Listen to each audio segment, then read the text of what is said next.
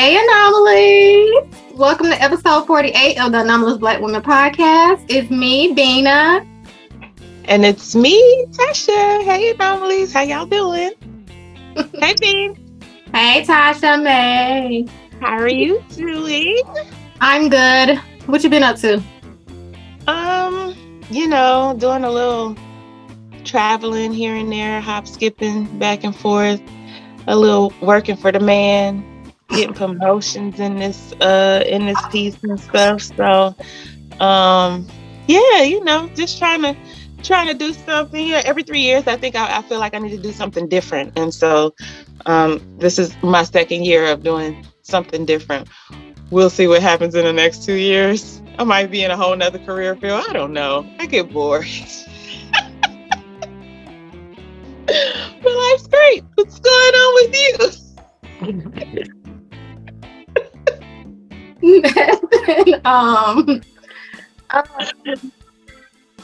Nothing. We have a special guest. It's episode 48. And do. Hey, special guest. Hey, special guest. Hey, y'all. Hey. We'll introduce our special guest in a moment, but I haven't been doing anything. In May I went to Jamaica with my sister. It was a time to be alive. Shout out to Dr. Tanya, who's not with us today. Right, because she stayed in these streets, these international streets. Oh, she is gone. That is our glamorous glamour co-host. Right. I love it though. I love it for her. That's awesome. Yeah. So,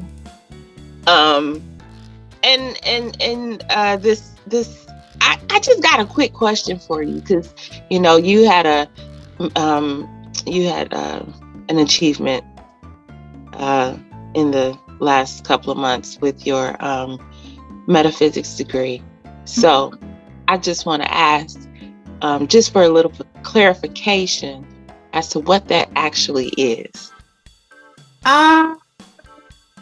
It's the study of spirituality. So basically, it's some people say it's another leg of psychology where people it's the study of what is. It's the study of something other than the physical. So like, who am I? What is beyond what we are doing here on Earth? And yeah, so that's the basics of it. So the what is, why is. Right. Okay. Got it. I like it. So is that something that you're going to use to incorporate into your coaching? Mm-hmm. Okay. Awesome. I like it. Well, congratulations again. Thank I just you. wanted to kind of share that with our listeners and viewers, for those who may have wanted to get a better understanding or to pique their interest to kind of look into it, because I think it's pretty awesome. So our guest today, Miss Candice. Hey, y'all. Hey. Welcome to the Anomalous Black Women Podcast. We are so happy to have you. Thank you. How are you today? Listen, it's a good day. I don't have too much on my plate. I'm going to kick it with my family, go see The Little Mermaid, and that's about it. Does that come out this weekend? Yeah, It came out on so. the Yep. 26, I think. Mm-hmm. All right. That's what's I was like, up. we got to get the first weekend numbers up. Because only we can do what we do. Listen, How we do it. we're going to be outside for that. That's like, y'all see when they post those different contests and whoever gets the most likes. Every time the black babies just be thriving. Yes, honey, because we do what we do. I love 30,000 to 300 every time. Everybody be posting. You know what to do. You know what it is. And that's it. I love us. I love us. Ain't no way. All right, Brina, what you got? Let's get this interview underway. Okay. What is the name? Do you have a name for your business, or is it just your name? Yeah, my business is Center for Healing Racial Trauma, but I'm actually shifting it to Global Majority Wellness this summer. So I'm doing some rebranding because racial trauma was just one small focus area of what I could do therapeutically and what I could do through prevention work. Whereas Global Majority Wellness is like, there's so many other aspects to what we experience that I can tap into. And so I wanted to have a more expanded view of the work. All right. Awesome. I like that. That took some real thought. Like that, the name shift, you know? Yeah. And it's one of those things, you know how you're shifting the name of your business or rethinking your branding, then you got to think about every single thing all over again. Like, am I mapping this on to my values? And so. Yep. I think, I know Bina has been through that. I've recently embarked on that as well. Yeah. So, definitely understand that, but I like it. I think that was a great global move. Yeah, thank you. But branding also, it goes with where you are in your state of mind at that time. So, and it goes with your level of thinking at that time. So as your level of thinking progresses and becomes broader and you take on more things and you're absorbing more things, your branding, it also becomes bigger. And it does, especially if you're relatively new to business, right? Then what you come in thinking you're going to do and then what you see happens can sometimes not be the same thing. Right. Yep. That is so true. You definitely relate to that one. So, where are you currently? I'm in Louisville, Kentucky, but the work I do is national and sometimes international. So this is my hub. But we reach clients wherever they are. Right. Okay. I literally just drove through there last night. Really? Wow. Yeah, Ohio, you're right. Mm-hmm. How long have you been in business? Since April 2019. So I just crossed the 4-year mark. Congratulations. Thank you so much. And it's like rough each year. And you're like, wow, I'm surviving. I'm thriving. Okay. So 4 years was big for me. When I get to 5 and I've shifted everything, I'm going to be really excited. And we're going to be excited for you. 40, where the 40 at? I know, right? Oh my goodness. No, for real. I'm going to be looking for a party, man. and an invite may be on your way because I love a good celebration. I love it. Me too. I love a good celebration. Mm-hmm. Exactly. So what brought you into this line of work? How did you get here? So I'm a licensed psychologist and I am also an associate professor. I teach people how to become psychologists and I do a lot of research. My research areas looked at sexual wellness and healing racial trauma for a long time. And I was like, I don't want to just do the research in this area when I know I can also provide practice and I can also work with companies around their anti-racism and liberation work and things like that. So in 2019, I started it because even though I was on faculty full time, I wanted to be able to see clients. And so I was like, let me start this business. This will be the area of interest. And then as y'all can imagine, in 2020, when everything popped off, I thought I was just gonna have a little small private practice and then it expanded like that. So 2019, I thought I was just gonna be easing in. That was a very, I could see because we were actually promoting more mental health. And so people were really reaching out. Yes, they were. For those services. Awesome. And they were reaching out for mental health services. So that part of the business grew, but then they were also reaching out for consultation and workshops and trainings. So that part of the business grew much quicker than I imagined. Okay. So with that being said, you experienced a lot of growth very quickly. Was that one of the biggest issues in, learning to run a business? And then what are some other issues that you have experienced during that time? Yeah, it was the growth at a pace that I didn't have the capacity for, but I had the interest in meeting, because I didn't want to let us down as a community. So I serve people of the global majority therapeutically, and then organizations can be representative of whatever the organization is.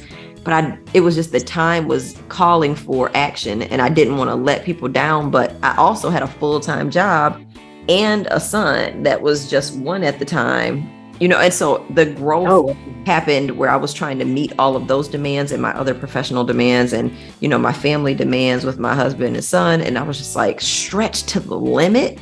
And so I had to consider what hiring looked like. Right. And I had never hired anyone before. And so navigating contracts and payroll and what job requirements and evaluation and things like that I wasn't taught in school. Just having to get those skills while I was having to practice those skills was an issue. And I would say the other part was considering not just my capacity and not just the hiring, but who I wanted to serve and why. So not having an ideal client, not having someone that was the target. I was just receiving everything that was coming at me and not being focused. Yeah. And if you are trying to serve everybody, then you're serving nobody. Right. That's good, Tina. That's good. That is absolutely true. And you can see it, across all industries. When people are focused on the majority instead of the specific. And I think all of us in all of our respective business areas can probably speak to that. Me with my event planning, like who is my audience? Who do I want to target? And being a fashion and then going into her coaching those with chronic illnesses and invisible illnesses, that's very specific. And that's I've seen a good her target. Yeah. I've seen her transition, into that specific area. And then, you saying that at first you want to help everybody, but is that really where I'm supposed to be? I want to serve everybody, but is that really my It's not realistic. No, it's not. It's not. It's not. And then how do you learn to pivot once you realize it's not realistic for your capacity or your interest? Because there were organizations that were inviting me to come do talks, and I'm like, they're not about to do nothing. They just want to check off a box that I came here to talk to them about anti-racism. You wasted my time, even if you're paying me, Especially when all of that diversity and inclusion and stuff start being a thing, and they needed that checked off just so they say that it was something that they got checked off. Like, no, ma'am, no, sir. Because you're not gonna have my good name out here being sullied when you do something silly afterwards. Yeah. I just recently shared that with someone. I was like, when it comes to that diversity, equity, and inclusion piece for a lot of companies, they're checking off, majority of them are checking off the diversity box, meaning they're hiring, a diverse population. Some of them are checking off the equity box, meaning they're treating everybody pretty equally across the board when it comes to benefits and pay. And then your inclusion, very few are actually making space for that inclusion and belonging piece. And so we have to understand that this DE&I piece, it's definitely an ever evolving part of business, and even just globally as far as people are concerned, period. We're accepting of the different folks. We are for the most part, across many areas, treating people somewhat equally, but including everybody, and people that feeling like inclusion part is what they it's not exactly. Is what It's they very think. few. It's very few. Because they don't want to change the culture. Right. Exactly. Yeah. Exactly. So, I want to say, so we've gotten to the specific parts of where you're focused now. What's next for you, and what has happened recently, and where are you going? Yes. So this summer, I'm working with my branding person to shift it from Center for Healing Racial Trauma to Global Majority Wellness. And the difference maker there is I'm narrowing my window of focus as a Black woman sex researcher. So I know I want to study sexual wellness and liberation and focus on that as opposed to the healing racial trauma work. But everything I do is underpinned by, I want people of the global majority to be well.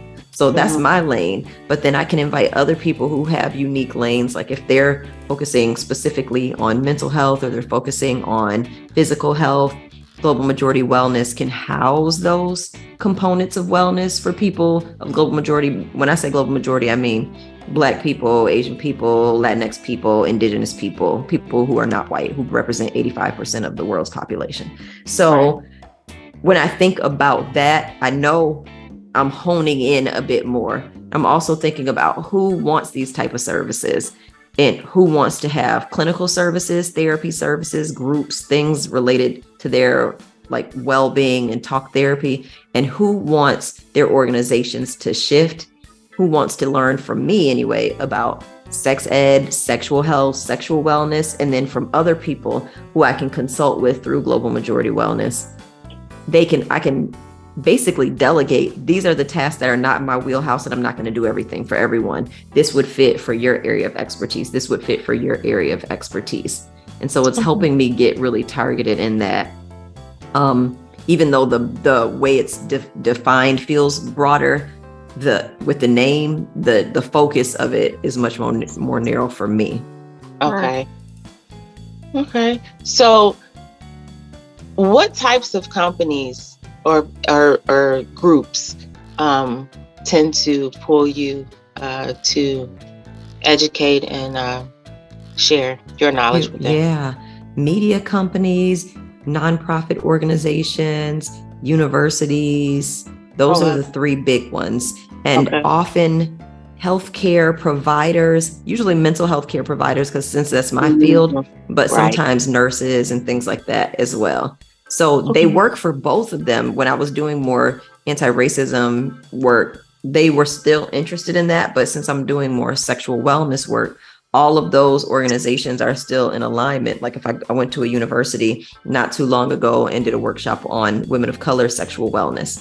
And, it was well received. It was like, wow, we really needed this conversation. We didn't even know we needed to talk about this. So those are the types of companies that are most attracted.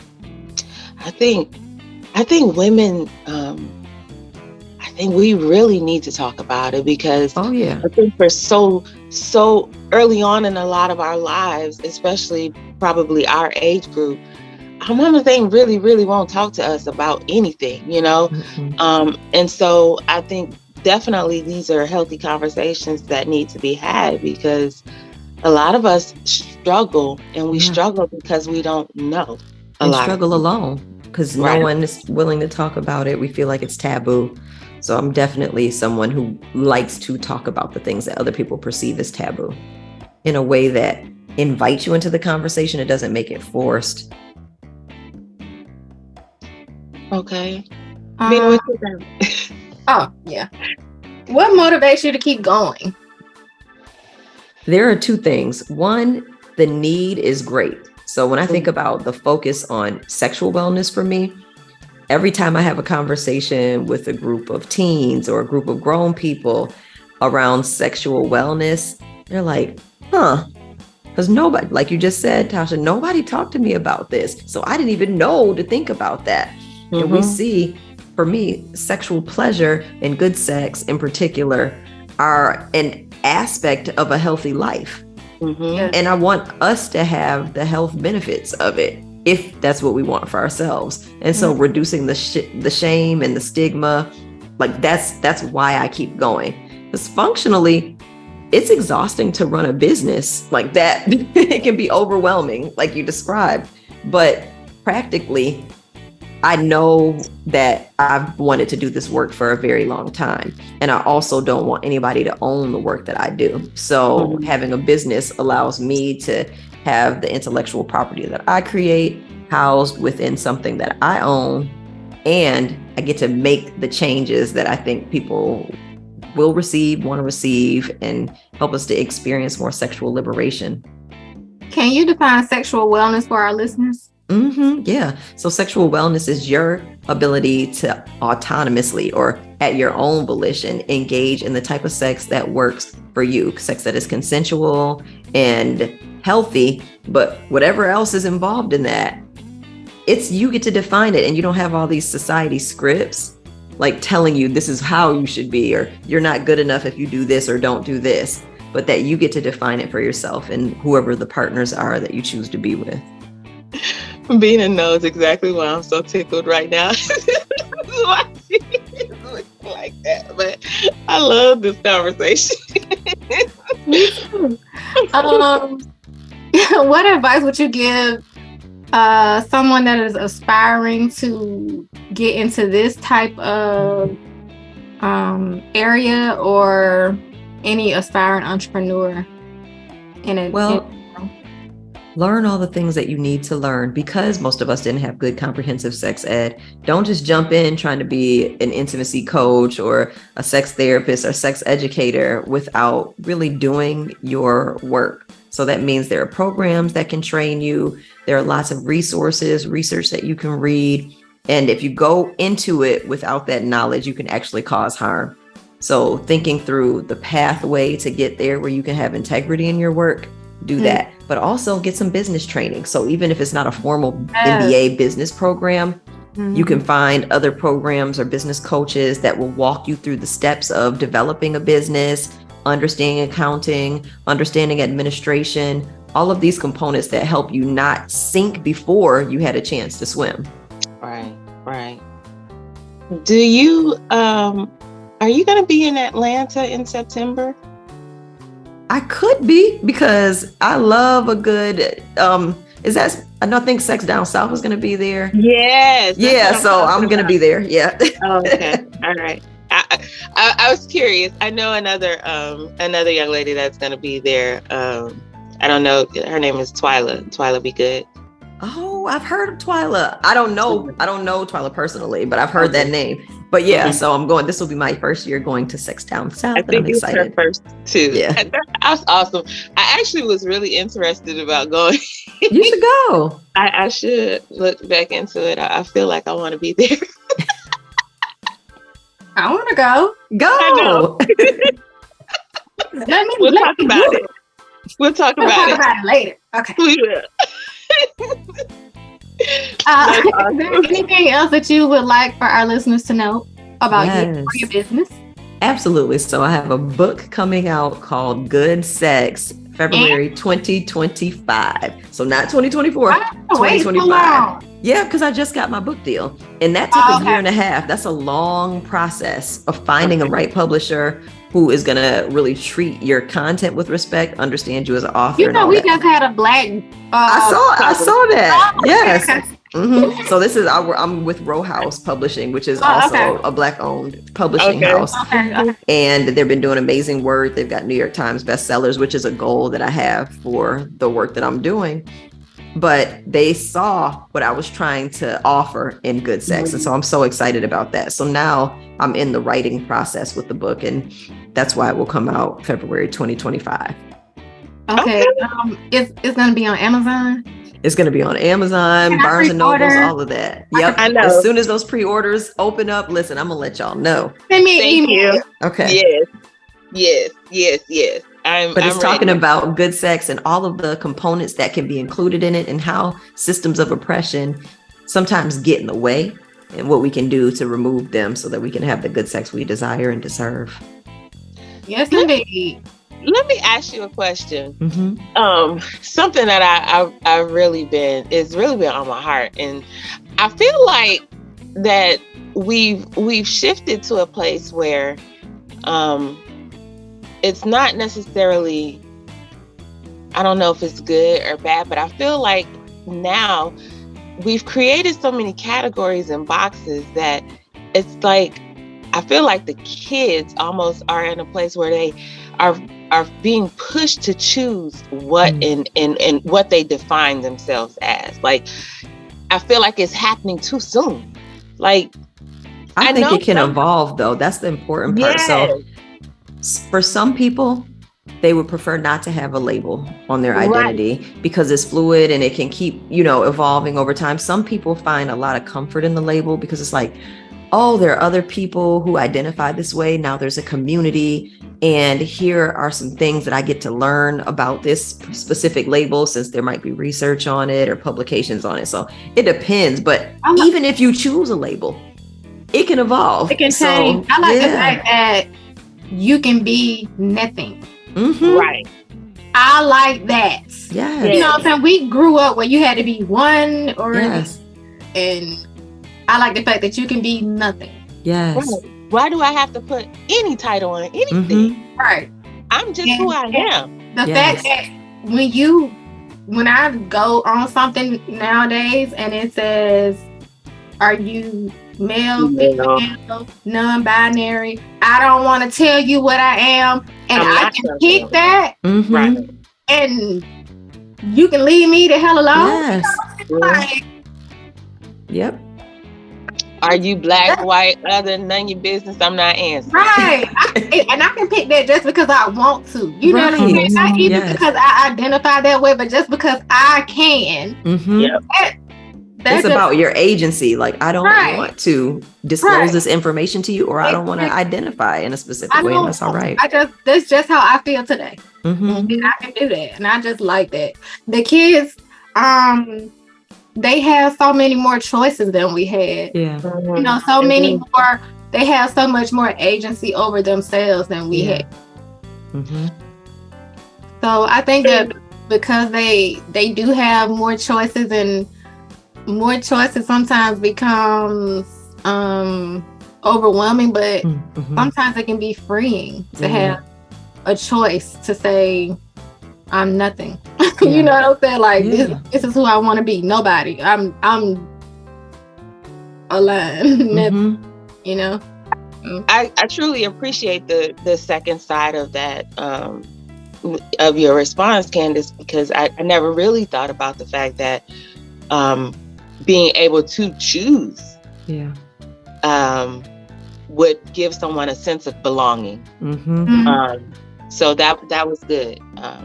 Because I'm just like, why are you making me choose something? But then there's that other side that says there are some people who need to feel like they are not alone. We've always been made to choose, though. Right. Yeah. But with just, for the most part, a black and white, not, the colorful options that we have now. But everything is not black and white. That's the whole exactly. Yeah. And that's what I know. I get that. No, that's what I'm just saying everything is not black and white. That's a problem. I'm pecan, tan, and fuchsia. We see.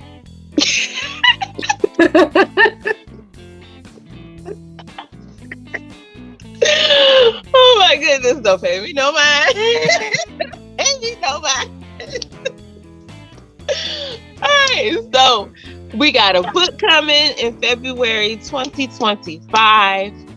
And then we have, what else on the horizon? We got a name change. We got a rebrand.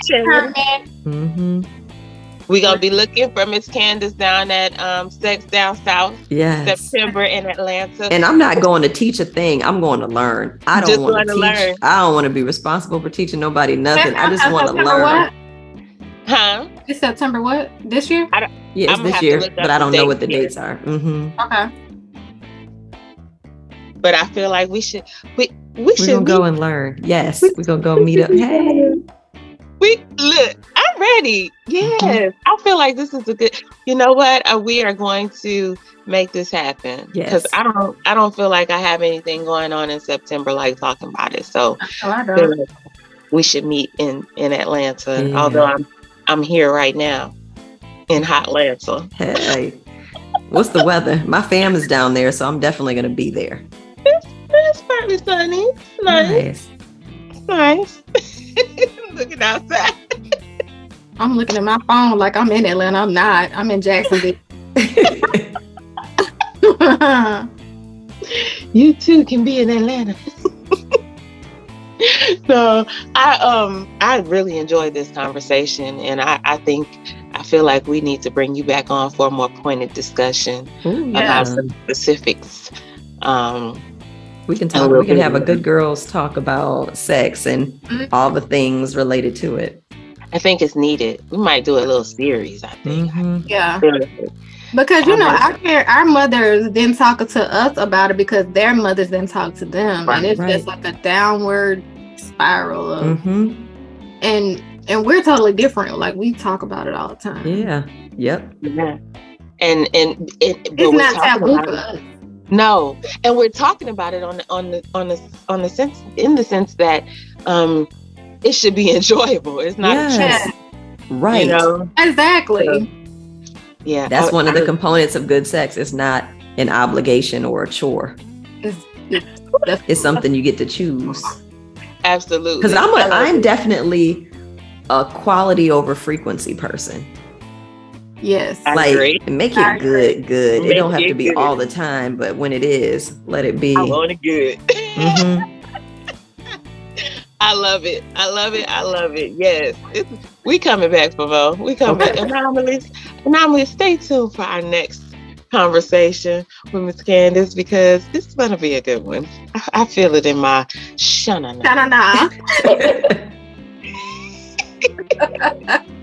I knew it.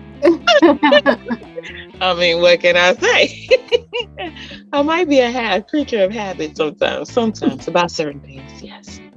Okay. So what else, Miss Bina? What we got? That's it. All right, Miss Candice. Is there anything else you want to share?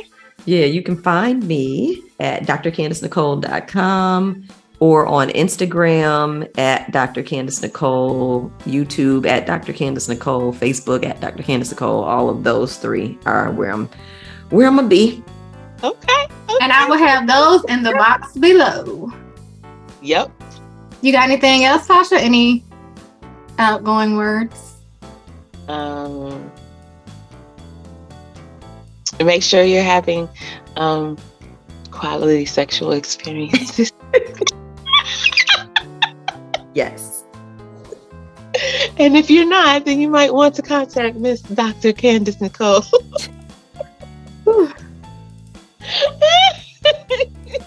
I love it. Quality over quantity. I always say. Mm-hmm. All right, ladies. It's been fun. Thank you so much, y'all. No problem. Thank you for being with us here. Anomalous, thank you for joining us on episode number 48 of the Anomalous Black Women Podcast. This episode was brought to you by Aisha Inc., Poised Affairs, Dr. Candice Nicole, and you can find us on all social media at Anomalous Black Women. You can find us on YouTube, Anomalous Black Women Podcast. You can find us on all of your favorite podcast channels, Anomalous Black Women. And we will have all of the information that we talked about today in the box below. Thank you for joining us. We'll see you guys later. Bye.